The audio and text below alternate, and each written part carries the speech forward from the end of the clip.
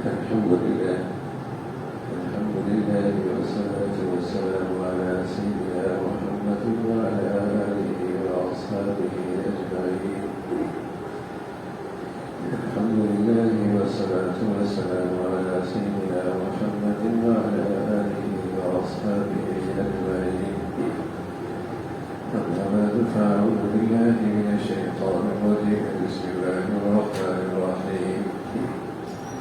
للفقراء الذين أحسنوا في سبيل الله لا يستطيعون ضربا في الأرض يحسبهم الجاهل أغنياء من التعارف تعرفهم بسيماهم لا يسألون الناس إلحافا وما تنفقوا من خير فإن الله به عليم. صدق الله العظيم. اللهم صل على سيدنا محمد النبي الأمي وعلى آله وأصحابه وسلم. اللهم صل على سيدنا محمد النبي الأمي وعلى آله وأصحابه وسلم. میرے معزز مسلمان بزرگوں، عزیز بھائیوں، اللہ رب العزت کی مجھے آپ پر بے شمار اور انگنت نعمتوں کا سلسلہ ہے. کتنی نعمتیں ہیں، وَإِن تَعُدُّوا نِعْمَةَ اللَّهِ لَا تُحْصُوهَا، گننے پہ آؤ تو گن نہیں سکتے. ان ساری نعمتوں سے بڑھ کر جو سب سے بڑی نعمت ہے، جس نعمت کا کوئی متبادل نہیں اور جس نعمت کے برابر کوئی نعمت نہیں، وہ نعمت ایمان ہے.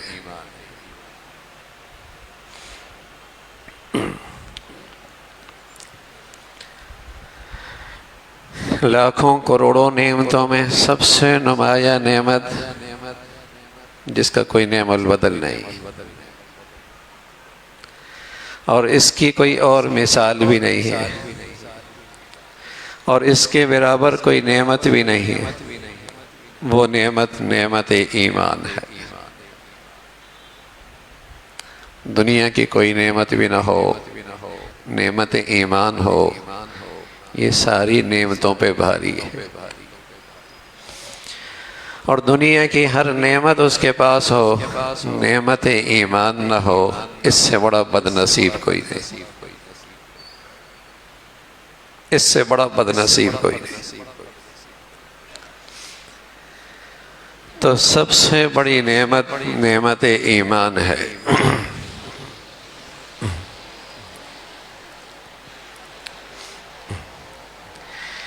اس نعمت ایمان کا سب سے پہلا تقاضا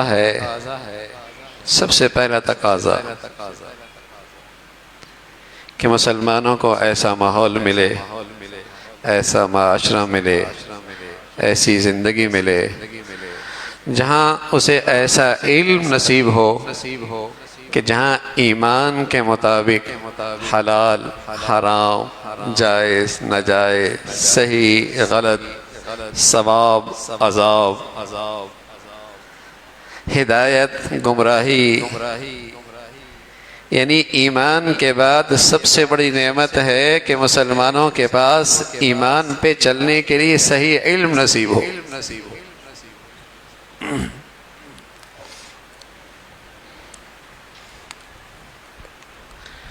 اس لیے رسول کریم صلی اللہ علیہ وسلم فرمایا کرتے تھے، اس امت میں دو طبقے ایسے ہیں جو قابل رشک ہیں، جنہیں دیکھ کر آدمی کہہ سکتا ہے کاش کہ میں ایسا ہوتا. دو طبقے پورے رسول کریم صلی اللہ علیہ وسلم کی زندگی میں اور آپ کے ارشادات میں ان دو کے سوا اور کسی کے بارے میں نہیں فرمایا کہ یہ قابل غبطہ ہیں، قابل رشک ہیں. ایک وہ خوش نصیب آدمی ہے جسے اللہ نے علم دین دیا، ایمان کا علم دیا، اسلام کا علم دیا، عالم دین بنا دیا، عالم دین بنا دیا، دین کا عالم بنا دیا، اور پھر ساری زندگی اس دین کی حفاظت میں، اشاعت میں اس کی زندگی لگ گئی، یہ وہ خوش نصیب ہے۔ رسول کریم صلی اللہ علیہ وسلم نے فرمایا اگر کوئی آدمی اس روئے زمین پہ قابل رشک ہے، یہ شخص دوسرا وہ خوش نصیب آدمی، دوسرا وہ خوش نصیب آدمی جسے اللہ نے دولت دی، جسے اللہ نے مال دیا، جسے اللہ نے وسائل دیے، اور اس نے اپنی دولت اس ایمان اور اس علم کی حفاظت اور اشاعت میں خرچ کر دی۔ یہ دونوں قابل رشک ہیں، اور یہ دونوں قابل رشک اس لیے ہیں کہ اس روئے زمین کے جو سب سے بڑی نعمت ہے ایمان، یہ دونوں اس کا تقاضا ہے۔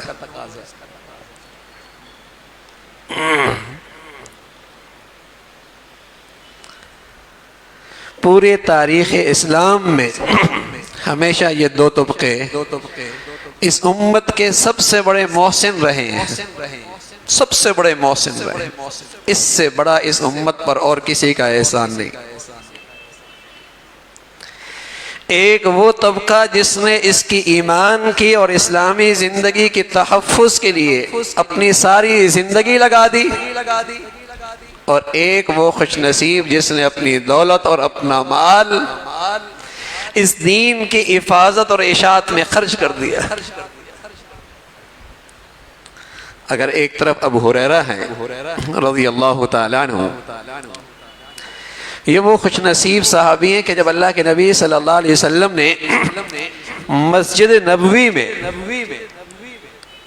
اس کے ساتھ ایک چھپر سا بنا دیا، اور یہ اس چھپر کے نیچے پہلے مدرسے کا پہلا طالب علم ہے حضرت ابو ہریرہ رضی اللہ تعالیٰ۔ غریب تھا، تو اتنی اس کی غربت تھی کہ مشہور ہو گیا کہ یہ حضور علیہ السلام کا مہمان ہے۔ اس لیے آج بھی روئے زمین پر جو لوگ دین کا علم سیکھتے ہیں انہیں مہمانان رسول کہتے ہیں۔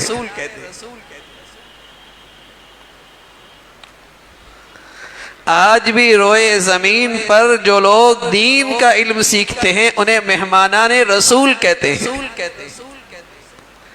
رسول کریم صلی اللہ علیہ وسلم نے اب صحابہ جنہیں اللہ نے مال دیا تھا وہ اللہ کے راستے میں خرچ کرتے، تو یہ صفہ کے اس چبوترے پہ لوگ بیٹھے ہوتے، اس سے ان کی زندگی کے اور معاشی ضروریات پوری ہوتی۔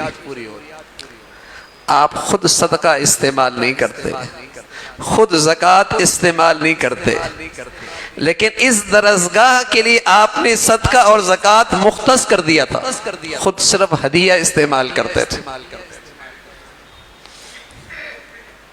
یہ وہ پہلی درسگاہ ہے جہاں ایک طرف دین کے علم کے لیے اپنے آپ کو وقف کرنے والے، اور دوسری طرف آپ دیکھیے نا ابو بکر ہیں، بہت بڑے تاجر ہیں، حضرت عثمان ہیں، غنی مالدار۔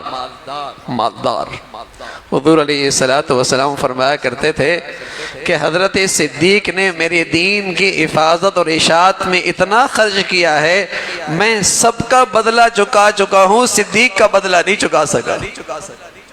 مال لگایا، اور اس وقت مال لگایا ہے جہاں ساری دنیا پروپیگنڈا اور تنقید کر رہی تھی، اس وقت مال لگایا۔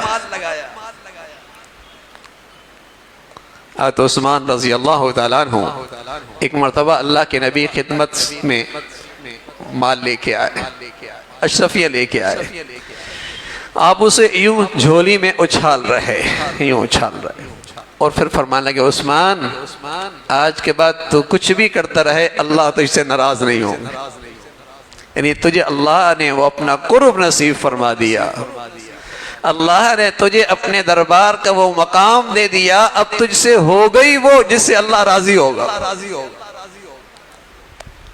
عبد الرحمن بن عوف شام سے مال آتا گرمیوں میں، یمن سے مال آتا سردیوں میں، اونٹوں کی اتنی لمبی قطار ہوتی حد نگاہ تک، حد نگاہ تک۔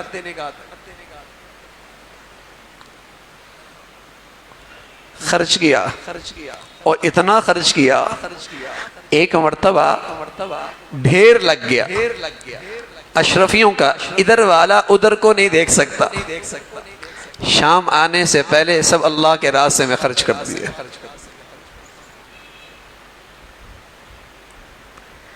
اس امت میں ہمیشہ یہ دو طبقے رہے ہیں جس کی برکت سے میں اور آج مسلمان ہیں۔ ایک طبقہ اپنے وسائل لگاتا، اپنی دولت لگاتا، اور ایک طبقہ اس دین کے علم اور اشاعت اور حفاظت کے لیے اپنی زندگیاں لگاتا۔ اور اس امت کے یہ دونوں سب سے بڑے محسن ہیں۔ اگر دین پڑھنے والے نہ ہوتے اور دین کی خاطر خرچ کرنے والے نہ ہوتے، اور آج اسلامی دنیا میں ایسے بہت سارے حصے ہیں جہاں یہ دونوں طبقے نہیں ہیں، وہاں دین کا بیج ہی مر گیا، وہاں دین اسلام کا حلیہ ہی بگڑ گیا، وہاں دین اسلام کا نام و نشان بھی نہ رہا۔ کئی سارے اسلامی ملک ہیں جہاں نہ تو دین پڑھنے کے لیے اپنی زندگیاں لگانے والے اور نہ دین پہ خرچ کرنے والے اپنی سعادت سمجھنے والے۔ جب یہ دونوں طبقے ختم ہو گئے، ان کی نسلوں سے دین بھی مٹ گیا۔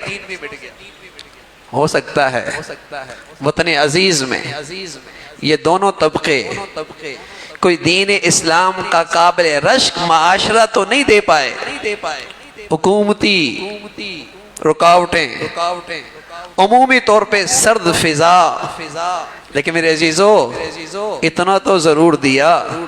کوئی غلط بھی کرتا ہے، کوئی ناجائز بھی کرتا ہے، کوئی گناہ بھی کرتا ہے، کوئی جرم بھی کرتا ہے، تو وہ درندہ تو نہیں بنا، وہ حیوان تو نہیں بنا، اس کے دل کے اندر ایک خوف خدا موجود ہے، غلط کو اسے غلط ہونے کا احساس موجود ہے، کسی وقت بھی اللہ اسے توبہ کی توفیق نصیب فرما دے۔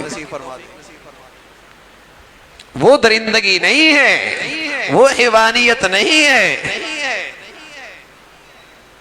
کہ نافرمانی بھی ہے، فسق و فجور بھی ہے، بغاوت بھی ہے، احساس بھی نہیں ہے۔ الحمدللہ ایسا نہیں ہے۔ اور یہ جو آپ کو یہ منظر نظر آتا ہے مساجد میں اور رمضان کی مبارک گھڑیوں میں ہر گھر میں، یہ کیا ہے؟ اس کے پیچھے وہ محنت ہے۔ اس بر صغیر میں اس عالم کی محنت ہے جس نے اپنی زندگیاں لگائی ہیں، اور ان مسلمانوں کی دولت ہے جنہوں نے اپنی دولت دین کی حفاظت میں خرچ کرنا اپنی سعادت سمجھی۔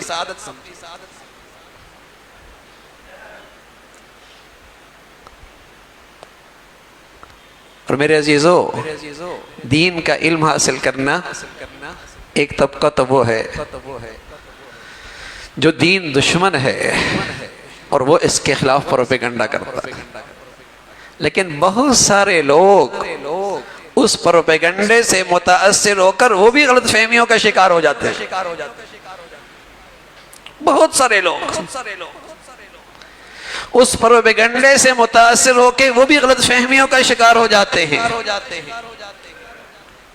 وہ تو پروپیگنڈا کرتے ہیں اور خوب جانتے ہیں کہ روئے زمین میں اگر دین اسلام کی کوئی ڈھال ہے،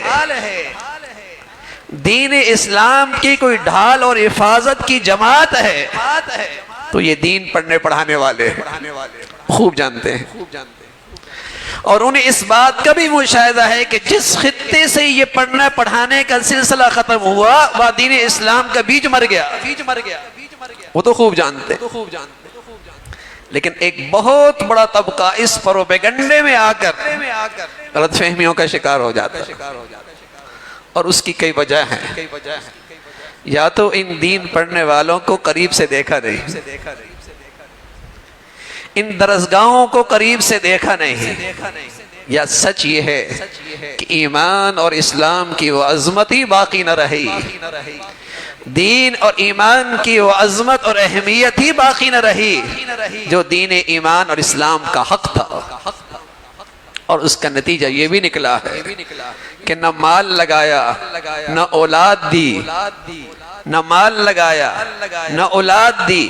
آہستہ آہستہ یہ ہوا کہ کچھ کمزوریاں ادھر بھی آ گئی، جس سے باطل کو اور زیادہ پروپیگنڈا کرنے کا موقع بھی مل گیا۔ ورنہ پہلے مسجد کا امام کون ہوتا تھا؟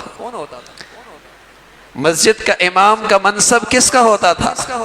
سبحان اللہ، رسول کریم صلی اللہ علیہ وسلم سے بڑا تو روئے زمین پہ اور کوئی نہیں نا۔ اللہ کے بعد کوئی ہستی ہے تو محمد رسول اللہ کی ہے نا۔ ساری زندگی مسجد کی امامت کی۔ قرآن کون پڑھاتا تھا؟ قرآن کون پڑھاتا تھا؟ اللہ کہہ رہا، اللہ یعلمہم الکتاب والحکمہ۔ قرآن کہہ رہا یتلو علیہم آیاتی۔ قرآن کا معلم رسول کریم صلی اللہ علیہ وسلم خود ہوا کرتے تھے۔ یہ اتنا بڑا منصب ہے، یہ اتنا بڑا اعزاز ہے، یہ اتنی بڑی سعادت ہے کہ لوگ نظر مانا کرتے تھے میرا بچہ ہوگا تو میں اللہ کے گھر کے لیے وقف کر دوں گا۔ سورۃ آل عمران ہے، سورہ آل عمران، ان کی اہلیہ کو امید ہوئی اولاد کی، نظر مانی، اللہ بیٹا دے دے، مسجد اقصی کے لیے اپنے بچے کو وقف کر دوں گی۔ اللہ کی شان، بیٹا نہیں ہوا، بیٹی ہوئی، حضرت مریم ہو گئی۔ بڑی غم زدہ ہو گئی، بڑی غم زدہ ہو گئی کہ میرا بیٹا اور میرے گھر کا فرد اللہ کے گھر کی خدمت سے محروم رہے گا۔ بیٹا جنم ہوا، بیٹی ہوئی۔ اللہ نے حوصلہ دیا، تسلی دی۔ اللہ نے آپ کو ایسی بیٹی دی ہے جس پر ہزاروں بیٹے قربان ہیں۔ یہ ایک اعزاز، یہ ایک سعادت، یہ خوش نصیبی۔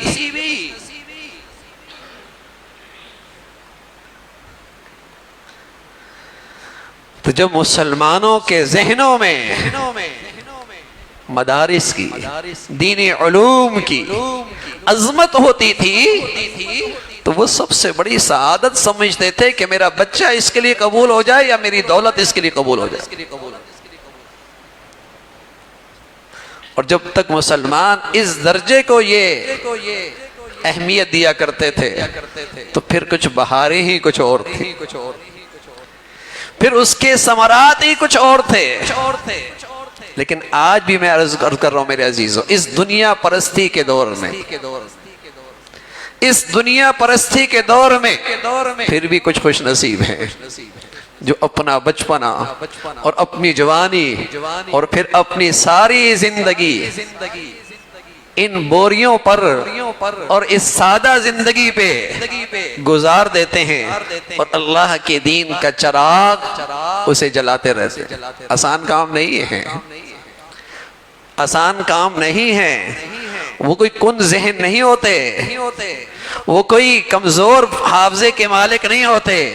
غضب کا حافظہ، غضب کی ذہانت، اور ایسا بھی نہیں کہ ہر ایک کو کوئی دوسرا راستہ میسر نہیں، مواقع میسر نہیں، ایسا بھی نہیں ہے کہ انہیں کوئی اور موقع میسر نہیں ہے، ایسا بھی نہیں ہے۔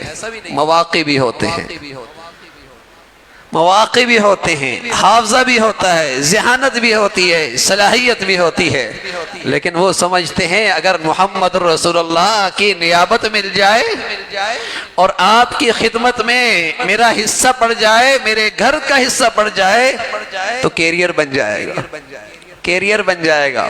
لوگ 60 سال 70 سال کے کیریئر کو دیکھتے ہیں اور وہ دور اندیش کھربوں سال کے کیریئر کو دیکھتے ہیں، وہ کھربوں سال کے کیریئر کو دیکھتے ہیں۔ تو میرے عزیزو، دونوں طبقے اس امت کے بڑے محسن رہے ہیں، بڑے محسن رہے۔ ایک وہ طبقہ جس نے اس دینی علوم کی حفاظت کے لیے اپنی اولادیں اور اپنی زندگیاں دے دی، اور ایک وہ خوش نصیب طبقہ جس نے ان دینی علوم کی حفاظت اور دین کے ان مراکز کی حفاظت کے لیے اپنی دولت صرف کر دی۔ آسان کام نہیں ہے۔ اب اگر آپ دیکھیں نا، کوئی آج سڑک پہ 500 آدمی کو روزانہ کھانا کھلا دے تو وہ رفائی کاموں کا چیمپئن کہلاتا ہے، اور 1000 اور 2000 کو کھلا دے تو کیا اسے دنیا میں ایوارڈ ملتے ہیں، بڑے رفائی کام کرتا ہے۔ اور ان دینی دینی اداروں کی آپ چار دیواری میں دیکھیں ہزاروں بچوں کو کس عزت کے ساتھ کھانا کھلایا جاتا ہے، اور کس عزت کے ساتھ ان کی ضروریات پوری کی جاتی ہیں، کس احترام کے ساتھ ان کی زندگی کی ضروریات کا خیال رکھا جاتا ہے۔ اگر کوئی آدمی ہسپتال بنا دے تو وہ مسیحا بن جائے۔ ان چیزوں کی اہمیت کا انکار نہیں ہے، مطلب کہنے کا یہ کہ عظمت اہمیت کے بھی کچھ درجے ہوتے ہیں نا۔ اگر کوئی ہسپتال بنا دے اور اس میں ہزاروں آدمی روز مفت علاج کرائیں، اور ان دینی اداروں کی چار دیواری میں جا کے دیکھیے، یہاں ہر بچے کا علاج بھی مفت ہے، ہر علاج بچے کی ضروریات بھی مفت ہیں۔ اتنا بھی نہیں، اس سے بڑھ کر کبھی ان دینی اداروں کو قریب سے جا کے دیکھیے، قسم خدا کی بعض دینی ادارے ایسے ہیں، پاکستان کا کوئی بھی ادارہ ان دینی اداروں کے تعلیمی ڈسپلن، صفائی، نظافت، معیار کا کسی درجے مقابلہ نہیں کر سکتا، لیکن ہم بہت دور ہیں، بس اوقات دیکھا نہیں ہوتا۔ ایسے دینی ادارے ہیں جہاں ان بچوں کی نہ صرف زندگی کی ضروریات، لباس، پوشاک، کھانا پینا، علاج معالجہ اور اعلیٰ تعلیم، اور سب مفت۔ اور اگر دینی اداروں میں کوئی لوگ یہ کر رہے ہیں، اور جو کر رہے ہیں وہ لوگ کون ہیں؟ وہ کون ہیں؟ دو قسم کے لوگ ہیں۔ ایک تو وہ ہیں جنہوں نے انہی دینی اداروں سے فیض حاصل کیا، جنہوں نے انہی دینی اداروں سے تربیت حاصل کی اور اپنی زندگی اپنی امت کے بچوں کے لیے وقف کر دی۔ اور دوسرا وہ طبقہ ہے جو اپنی خون پسینے کی کمائی سے، اپنی دولت کی ہوئی اکٹھی کی ہوئی دولت سے وہ اپنی سعادت سمجھتا ہے، اپنی خوش نصیبی سمجھتا ہے کہ ان مہمانان رسول سے میری دولت کام آ جائے، میری دولت ان مہمان رسول کے کام آ جائے، وہ اپنی لیے سعادت سمجھتے ہیں۔ تو سچ ہے میرے عزیزو، یہ دونوں طبقے اس امت کے بہت محسن ہیں۔ یہ جو آپ کو دین کی بہار اور کچھ دین کی تازگی نظر آتی ہے، اس کے پیچھے ان دونوں طبقوں کی محنتیں اور قربانیاں ہیں۔ اللہ رب العزت ایسے خوش نصیب لوگوں میں ہمیں بھی شامل